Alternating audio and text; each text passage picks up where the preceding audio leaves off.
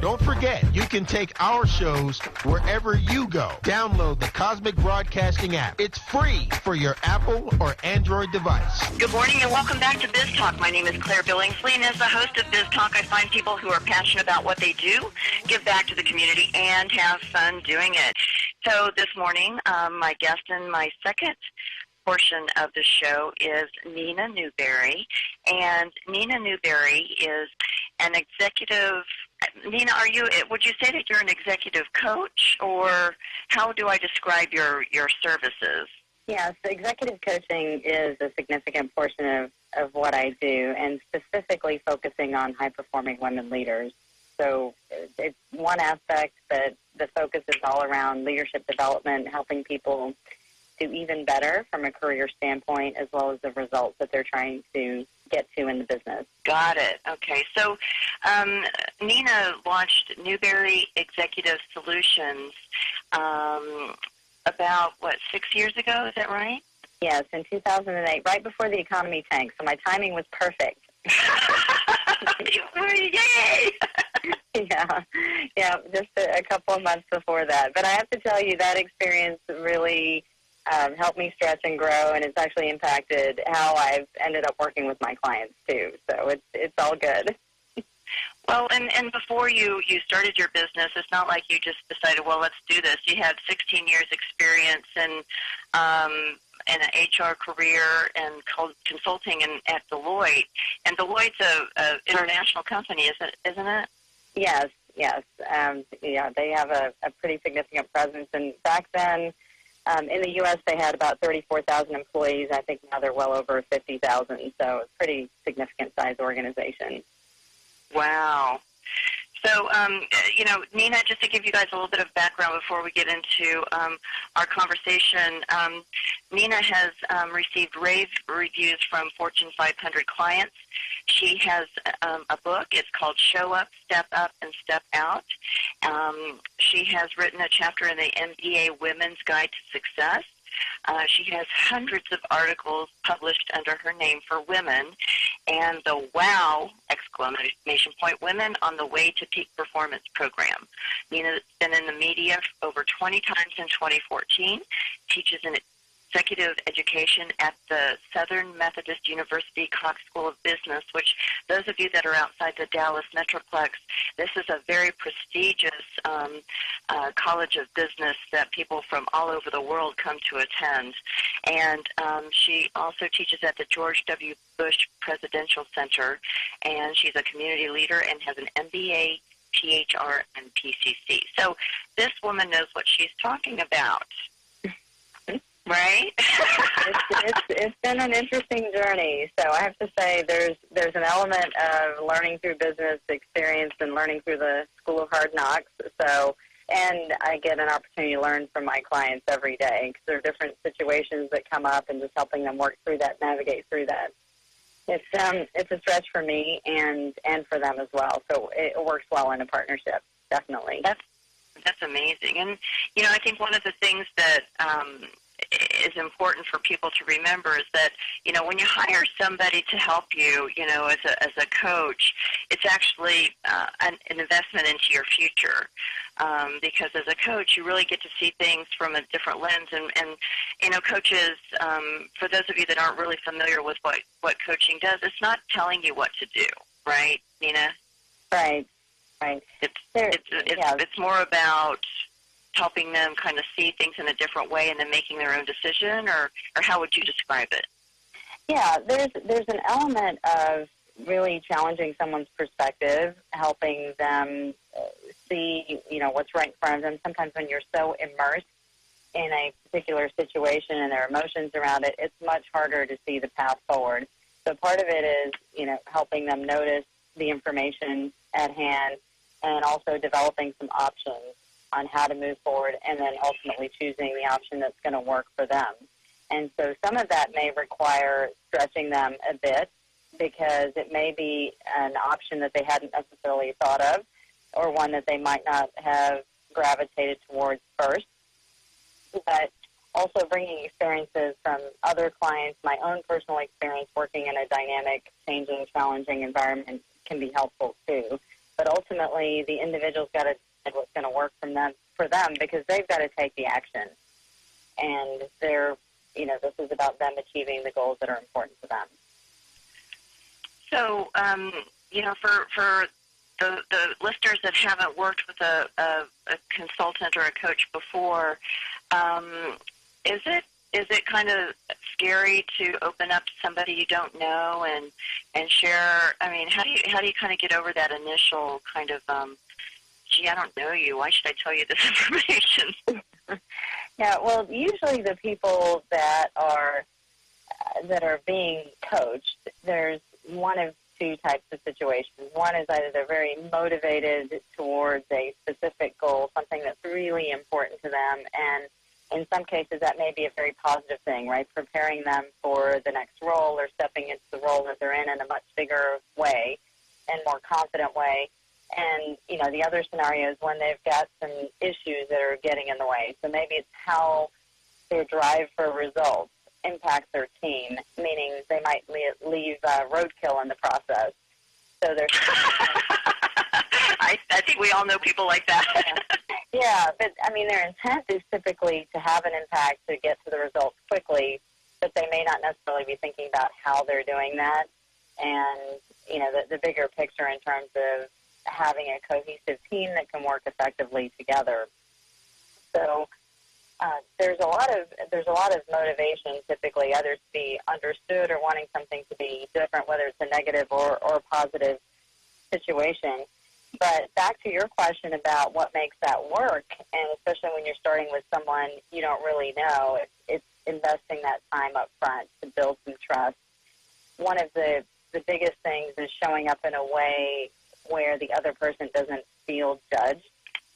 One of the things I find myself saying a lot is, it is what it is. There's no good or bad here. It's just how is this getting in the way of your effectiveness or your ability to achieve what you're trying to achieve. Let's look at things through that lens and see what tweaks you might need to make. In some cases, it may be more about how they're communicating about things, and we need to tweak that. In other cases, it truly may be some skill gaps, and we've got to work together to help them develop certain skills and strengthen them so that some of these things that are getting in their way aren't roadblocks anymore. Right. Well, and how much relief I imagine they feel once it's broken down into the subset goals and the non-judgmental. It's like it's not bad, it's not good, it's just there. And then now let's take this and use this as the springboard for figuring out what we can do next. I think that kind of makes people relax, just knowing that they're not wrong. Yeah, that does help a lot. The other thing is it's just really important to look at this in the context of what matters to them as individuals. So in some cases, you've got companies that are hiring coaches to work with these individuals. In other cases, they might have decided to hire them on their own. But if someone else has gone through that process, the other aspect is really having a conversation with them about what do you want to get out of this. So regardless of what the company wants, what would be meaningful for you? What would really engage you in this? And sometimes it's getting that help with managing their boss. So there may be something about that relationship, and so they may need some assistance in figuring out how to cultivate that and get that to a better place so that doesn't end up being a barrier for them. And right. So that's, bottom line is everyone has something that they're trying to get to. When you start shifting it to have them consider, here's what's important to me, they start looking at it a little bit differently. And the other piece that I would add that's really important is the higher people move up in organizations, the fewer people they have available and accessible that they can truly talk to. Just put it all out there, not have to worry about sugarcoating it at all, and just say what they need to and get help with whatever they need to get help thinking through. I'm typically working with very smart, talented people who've got a lot of experience. So some of it's just helping them step outside of the situation that they're in and looking at things from a bunch of different vantage points and figuring out, okay, this is how we should move forward. Yeah, because as a leader, you can't really complain down, because then you kind of lose a little bit of that authority, as well as, I think sometimes people feel like it's, I need to show like I'm in control, and like you said, also making sure that they are supporting everyone else that's reporting to them. So who's supporting them? And that's you. You get to be their support mechanism. Yeah, it's actually a nice spot to be in, honestly, because I think a lot of people, confide in you about things that are just really important to them. And that's one of the things that I get so excited about, is helping them see themselves in a different way, helping them clarify what their overall intent is. One of the biggest things that I find myself coaching people on is clarifying what they're really trying to accomplish. So coming back to that example about that person who's driving for results, on the outside, as someone on their team, it may look like, wow, this person's a micromanager. They're constantly watching what I'm doing or asking me to do more. But the underlying intent behind it is to get to a result, a high-quality, deliverable, or outcome. But that may not be coming through. So part of what I help them do is identify what are those top 3 things that really guide your leadership, guide what your decision-making is, the choices where you're investing your time, and what you really want to be known for. So if someone had to describe you to somebody else, what would you want them to say? And then how do we truly bring that to life in everything you say and do? So it's closing that gap between what their intent is and what their actions are, and what people are taking away from their actions. And it may sound like a really simple thing, but it's, shifts in language in a very consistent way, and how you frame things up, and your actions really testing to see, okay, are my actions really communicating that? Am I communicating something else? And, I think it's a wonderful opportunity for you to allow them to have some self-reflection and really vocalize and verbalize what, they just kind of, we think a lot of things inside of our heads, but sometimes they just never get verbalized. And once you say it out loud, it's like, oh, I hadn't thought of it that way, and it's like, yeah, you've been thinking about it that way the whole time, but you just never verbalized it that way. So it just gives a different perspective. So you're a sounding board too. Mm-hmm.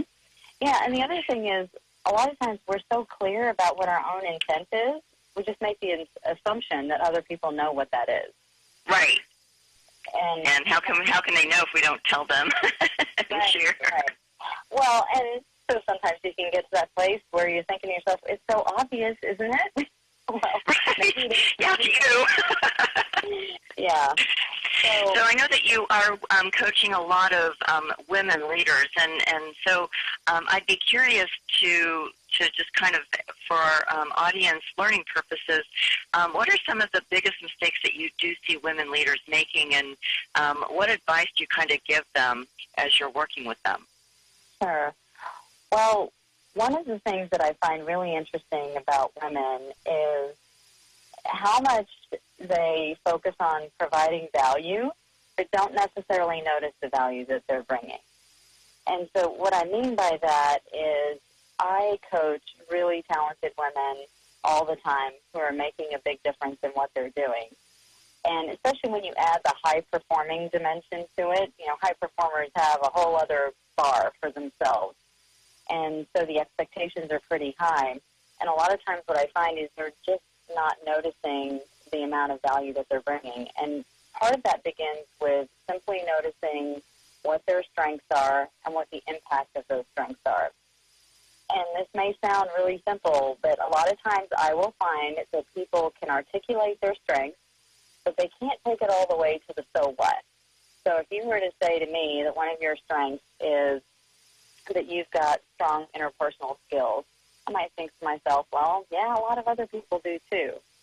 But in your case, what does that really mean for the organization?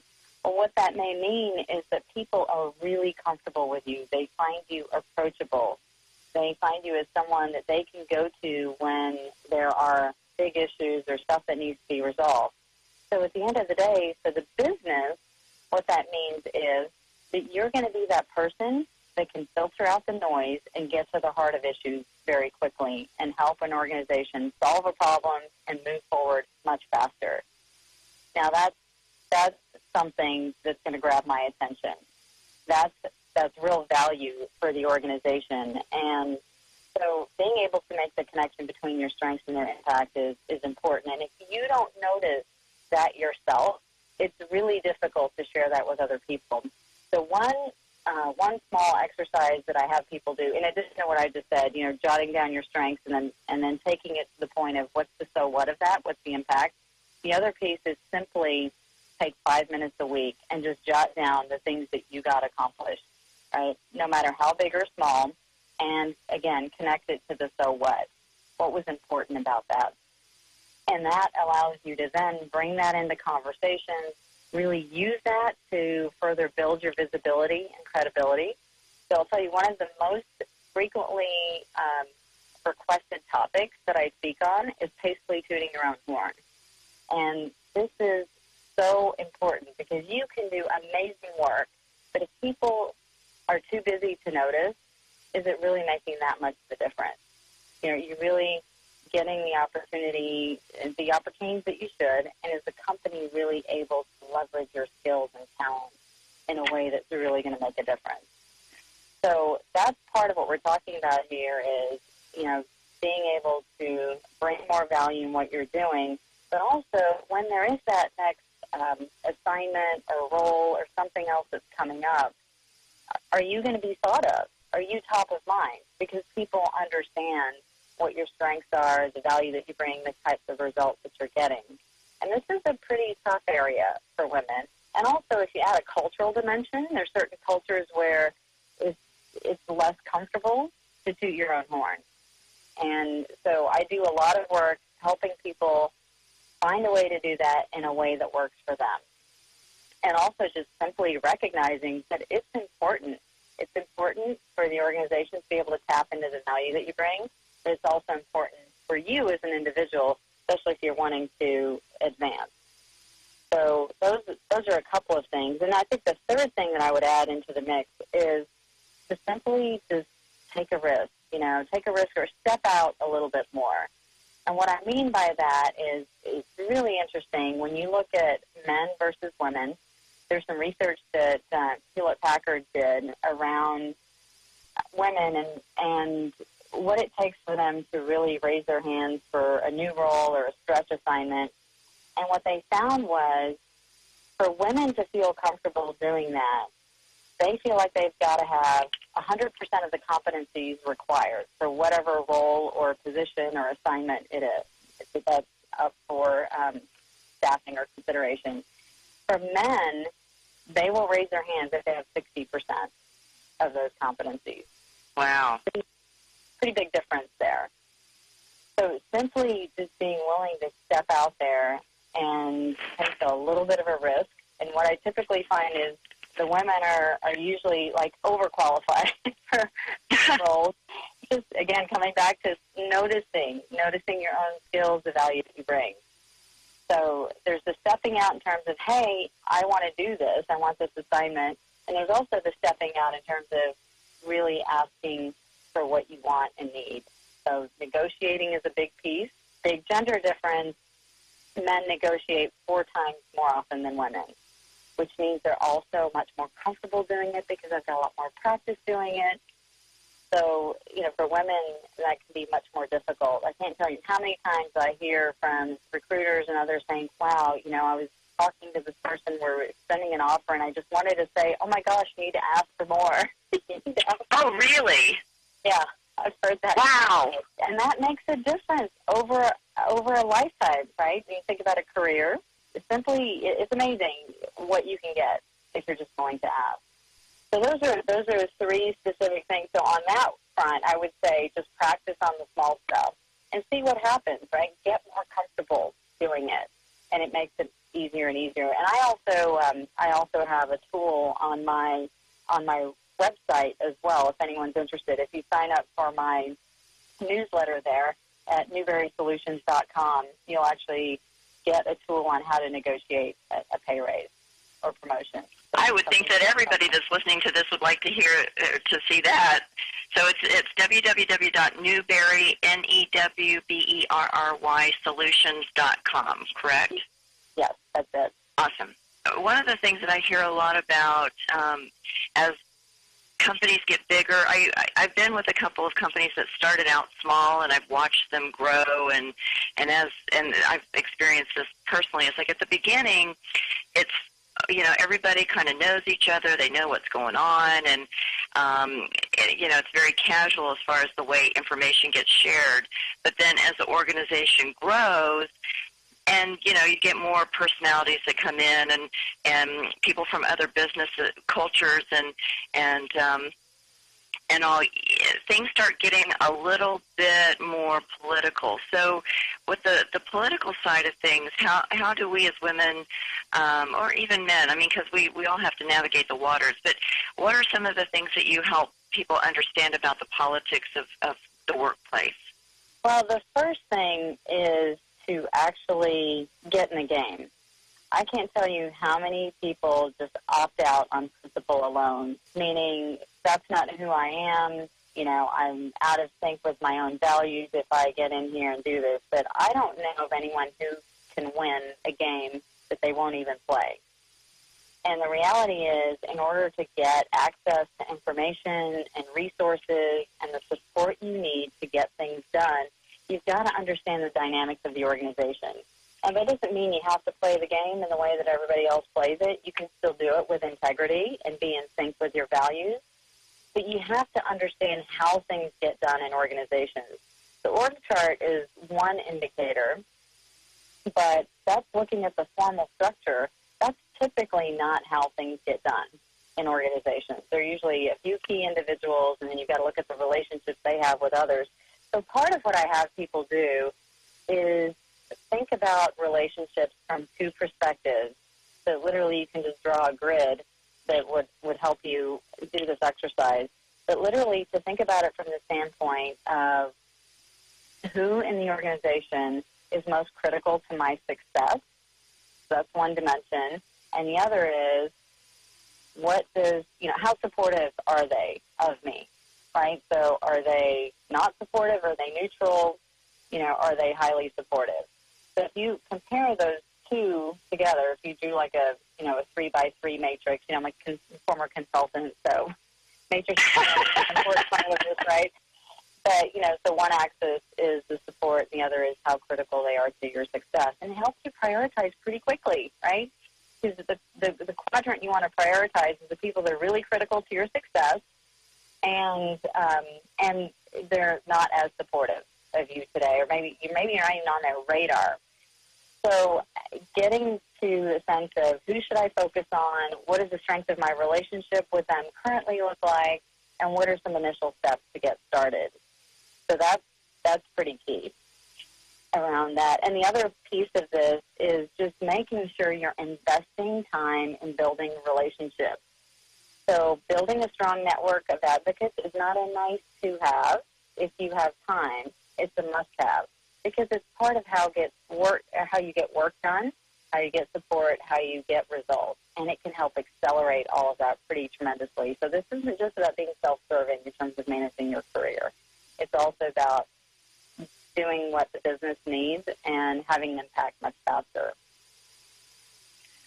Wow. Well, Neena, you are truly a wealth of information, and I can definitely see where your clients do accelerate their rate of success by not just what you're helping them see, but also your kind demeanor. You're very calm and confident about what you're talking about, but it's also not judgmental and not forceful. And so I think that that is a wonderful combination. So, folks, I do encourage you to visit Neena's website. It's newberrysolutions.com.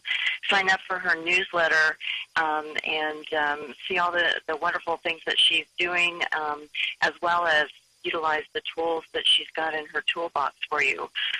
Neena, thank you so much for your time today. Is there any other way that you'd like to let people know how to get a hold of you?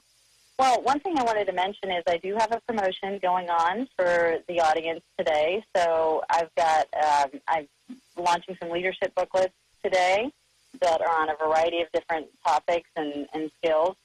And if you use the coupon code BizTalk, BIZTALK, you'll get 20% off. So, oh, wow. Feel free to take a look at all the products that are out there. And my goal is to really provide practical tools and resources that can be helpful to people.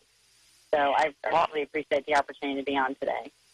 Oh, you are so welcome, Neena. Okay, so you guys get online and make sure that you use the promo code BizTalk for leadership booklets to get 20% off. That's very generous of you, Neena. Thank you so much. And thank you for my loyal audience. I really appreciate you tuning in every week to BizTalk.